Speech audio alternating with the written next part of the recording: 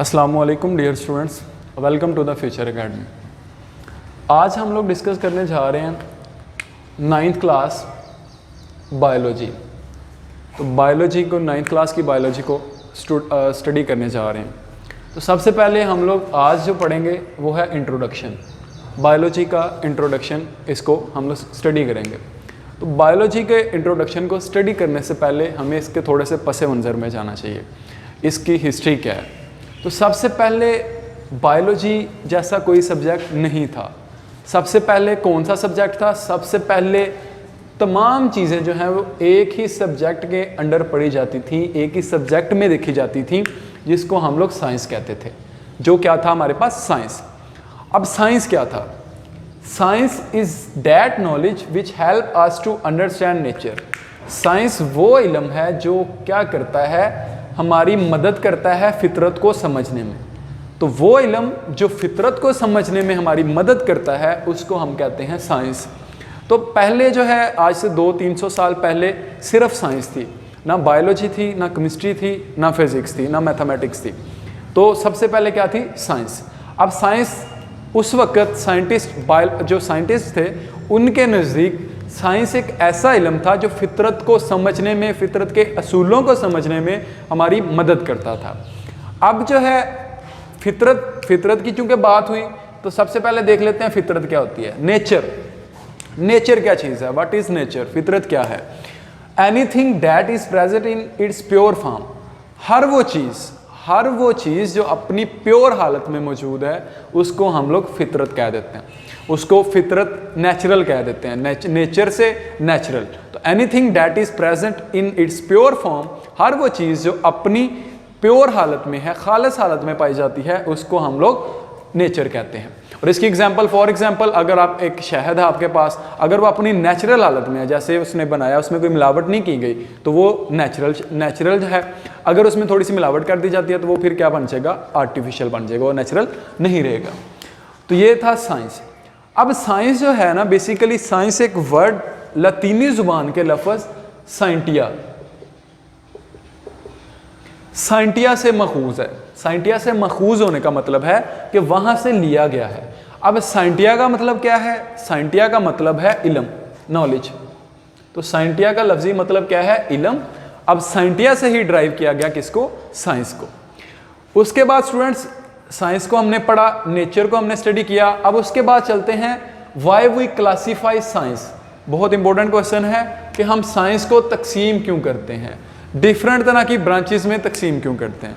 तो एक आपके मेंटल लेवल का भी एक कायदा है, एक असूल है कि ज़्यादा चीज़ें पढ़ी हों, आप उसको अपनी आसानी के लिए क्या करते हैं, डिफरेंट तरह की चीज़ों में, डिफरेंट तरह के रैक्स में क्या कर लेते हैं, डिवाइड कर लेते हैं। फॉर एग्जांपल, आपके पास अगर क्लास 1 से क्लास 10 तक की बुक्स हैं, तो बजाय इसके कि आप उन्हें सबको मिक्स करके रखें, आप क्या करते हैं अपनी आसानी के लिए, अगर आप आसानी चाहते हैं तो आप क्या करेंगे, 10 रैक्स में फर्स्ट की जो 1 क्लास है उसकी बुक्स को अलग कर देंगे, सेकंड की अलग को, थर्ड 3 क्लास के अलग, इस तरह 10th तक आप सारी बुक्स को क्या कर देंगे, अलग कर देंगे।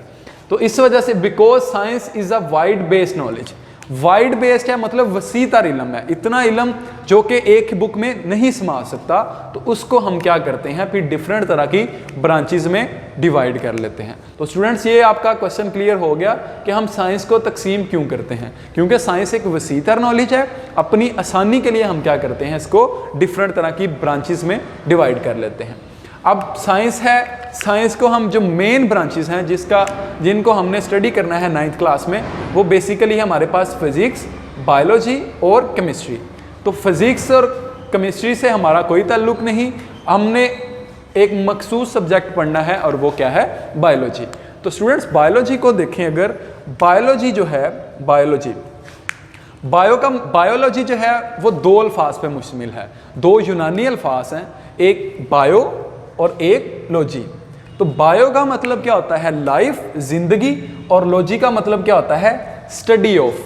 बायो, अगर उर्दू मीडियम में इसको देखें, बायोस और लोगोस से निकला है। तो बायोस का लफ्जी मतलब है जिंदगी और लोगोस का मतलब है मुताला करना। तो स्टूडेंट्स, अगर इसके लफ्जी मायने से ही इसकी तारीफ की जाए तो जिंदगी का मुताला करना, study of life is called biology. जिंदगी के मुताले को क्या कहते हैं हम लोग? बायोलॉजी। हर वो चीज़ जिसमें जान पाई जाती है, जिसमें ज़िंदगी पाई जाती है, उसके मुताले को हम लोग बायोलॉजी में स्टडी करते हैं। तो study of life is called biology. ज़िंदगी, जानदार हो या ज़िंदगी का, अब जाहिर है जानदार वही होगा जिसमें ज़िंदगी प्रेजेंट है। तो इसको आप किसी भी तरह लिख सकते हैं, जानदारों का साइंसी मुताला बायोलॉजी कहलाता है या ज़िंदगी का साइंसी मुताला बायोलॉजी कहलाता है। तो स्टूडेंट्स, जैसे हमने बात की कि हम साइंस को डिफरेंट ब्रांचेज में तकसीम करते हैं, तो इसी तरह हम अब एक और क्वेश्चन जो है वो ये है कि why we divide biology into different branches. हम बायोलॉजी को डिफरेंट तरह की शाखों में तकसीम क्यों करते हैं? तो स्टूडेंट्स, उसका भी सेम वही आंसर है। हम अपनी आसानी के लिए, अपनी समझ बूझ के लिए बायोलॉजी को क्या कर लेते हैं? डिफरेंट तरह की ब्रांचेस में डिवाइड कर लेते हैं। डिफरेंट तरह की ब्रांचेस में डिवाइड करने से क्या होता है? हमें बहुत ज़्यादा आसानी मिल जाती है। We divide biology into branches for comprehensive purpose. Comprehensive का मतलब होता है समझने के लिए। तो समझने के लिए हम बायोलॉजी को क्या करते हैं? डिवाइड कर लेते हैं। स्टूडेंट्स, सबसे आज के लेक्चर का सबसे इंपॉर्टेंट जो क्वेश्चन है वो ये है कि divisions of biology. Okay, division of biology को स्टडी करने से पहले स्टूडेंट्स आपको बताता चलूं मैं कि डिवीजन और ब्रांच,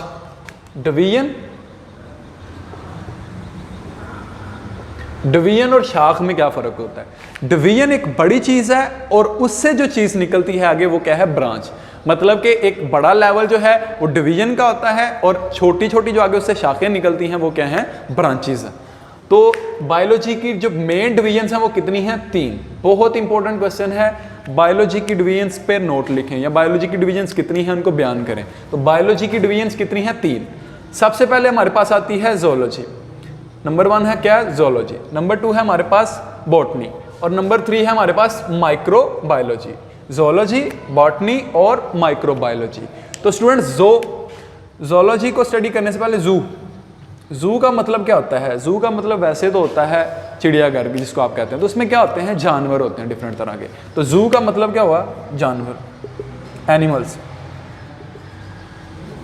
तो जानवरों की स्टडी को, लॉजी का मतलब अभी मैंने बताया आपको कि लॉजी का मतलब क्या है? स्टडी करना, मुताला करना। तो लॉजी क्या है? स्टडी। तो जानवरों की स्टडी, अगर हम सिर्फ बायोलॉजी की वो ब्रांच जिसमें हम सिर्फ जानवरों को स्टडी करते हैं वो हमारे पास क्या है? जोलॉजी। उसके बाद बायोलॉजी की वो डिवीजन जिसमें हम सिर्फ प्लांट्स को,